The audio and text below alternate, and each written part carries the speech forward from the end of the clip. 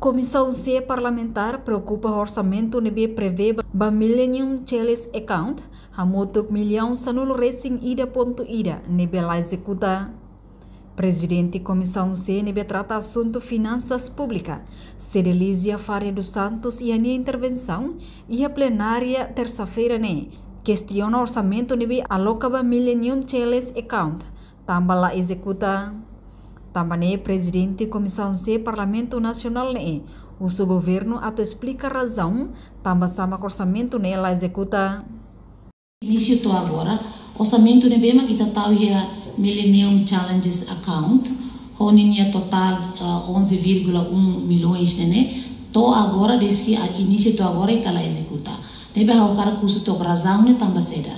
Será que programa nema kita la executa ou executa ela Hanesang Instituto Nasional Segurança Social mebe sistema maklabele foti tambah sira karek la usa be ZRB então sistema la foti então itare zero ela nebe ursi amirona to será explicação to kusi senhora vice-ministra em exercício razão tambah saída ne montante ida bot intuan ulu corona liu kare governo si hatu harete lai tambah sa mebe to agora outubro ona nebe me precisa rona explicação intuan kona ba assunto ida be Millennium Challenges be account ikusliho hatamba preocupação representante governo e Parlamento Nacional Elvina de Souza Carvalho katak a parte se envia assunto ba instituição relevante onde for resposta no urgentemente. Maka precisa retar atenção imediata no urgente ao governo e a nossa responsabilidade atu for solução o tempo nebe maka imediata dungi também assunto nebe sério.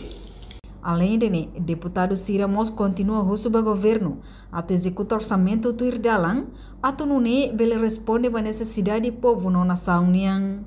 Reportagem Melda Fátima, Televisão Timor Post. Janela informação ba emogoto atau tem informação atual dia kliu kita haluha haneham botão subscribe like halo comentário no fahe tutang ba media sosial hotu.